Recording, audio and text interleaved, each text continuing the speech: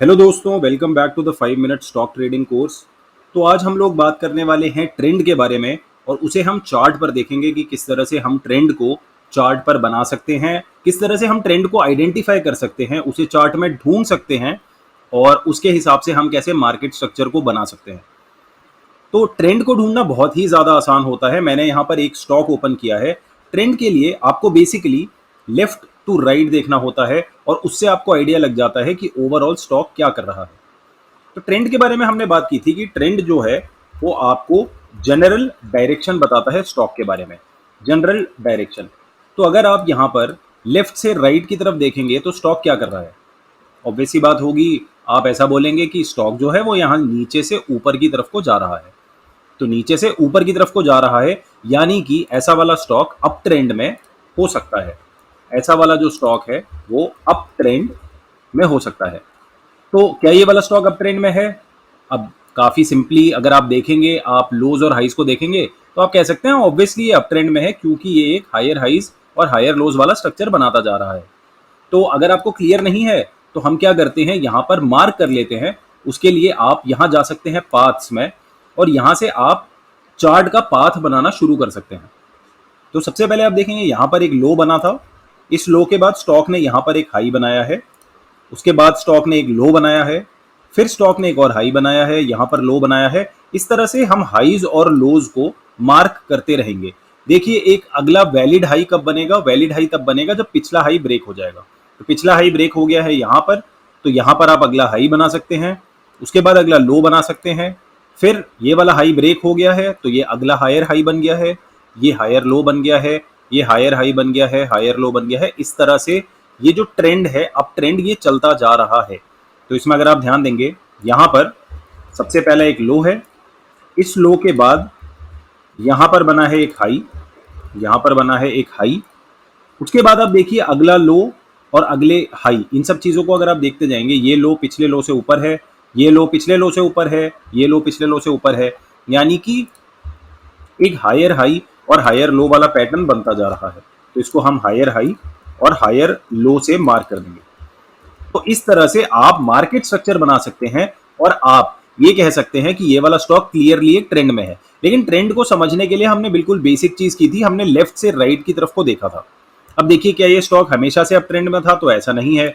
यहाँ पर आप देख सकते हैं स्टॉक डाउन ट्रेंड में था, क्योंकि यहाँ पर ये जो पूरा एरिया है इसमें एक लोअर हाई लोअर लो वाला स्ट्रक्चर बन रहा था।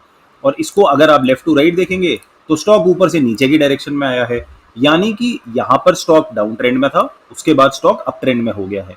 इस तरह से हम स्टॉक के ट्रेंड को पहचानते हैं। पिछली वीडियो में हम एक बात कर रहे थे कि अगर आपको ट्रेंड मिलता है, अगर ट्रेंड एग्जिस्ट करता है, तभी वहां पर ट्रेड पॉसिबल है।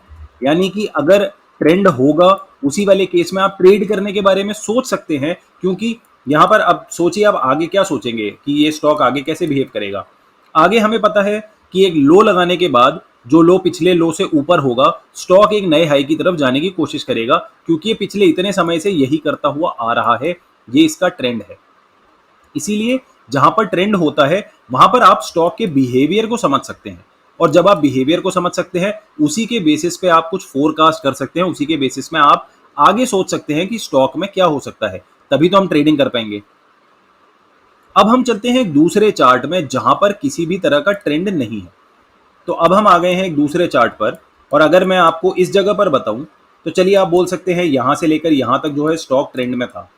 यहां से लेकर यहां तक स्टॉक एक ट्रेंड में था, अप ट्रेंड में था क्लियरली, क्योंकि आप लोअर हाइज, आप लो देख सकते हैं और उसके बाद हायर लोज देख सकते हैं, हायर हाइज देख सकते हैं।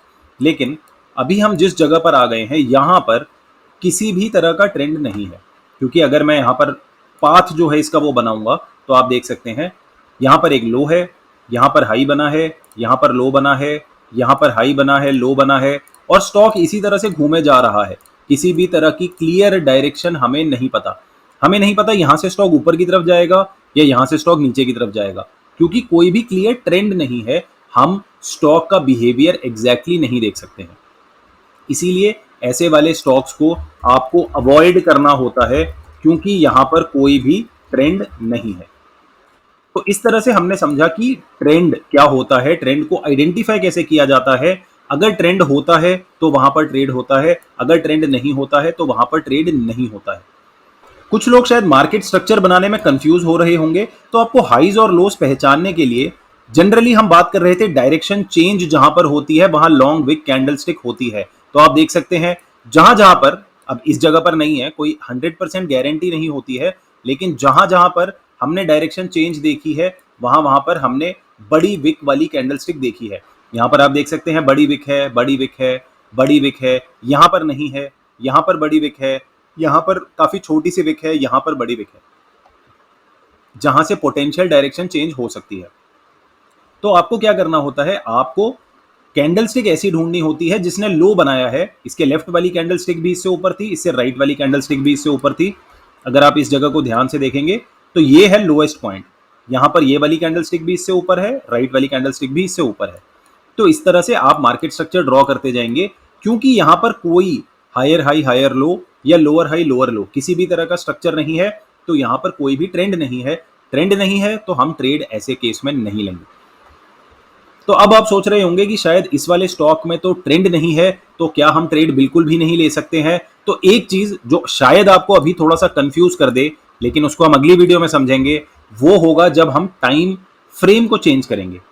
अभी आप देख सकते हैं जो स्टॉक है वो 75 मिनट के चार्ट में है, लेकिन अगर मैं डेली टाइम फ्रेम पे जाता हूं तो अब जो आपको दिख रहा था इस जगह पर कोई भी ट्रेंड नहीं था, अब शायद आपको ये स्टॉक क्लियरली एक अप ट्रेंड में दिख रहा होगा, और इस तरह से हम इसका अप ट्रेंड बना सकते हैं। यानी कि स्टॉक जो है वो एक टाइम फ्रेम में ट्रेंड में हो सकता है, दूसरे टाइम फ्रेम में ट्रेंड में नहीं हो सकता है। यहां पर आप देखेंगे इस जगह में आपको ट्रेंड नहीं मिलेंगे, लेकिन अगर आप इन चार्ट्स में अंदर घुस के छोटे टाइम फ्रेम में जाकर के देखेंगे तो हो सकता है आपको ट्रेंड्स मिलेंगे। तो अगली वीडियो में हम बात करने वाले हैं डिफरेंट टाइम फ्रेम्स के बारे में, और टाइम फ्रेम से रिलेटेड कुछ कुछ इंपॉर्टेंट रूल्स जो कि आपको पता होने चाहिए ट्रेडिंग करने के लिए। तो चलिए मिलते हैं अगली वीडियो में। धन्यवाद।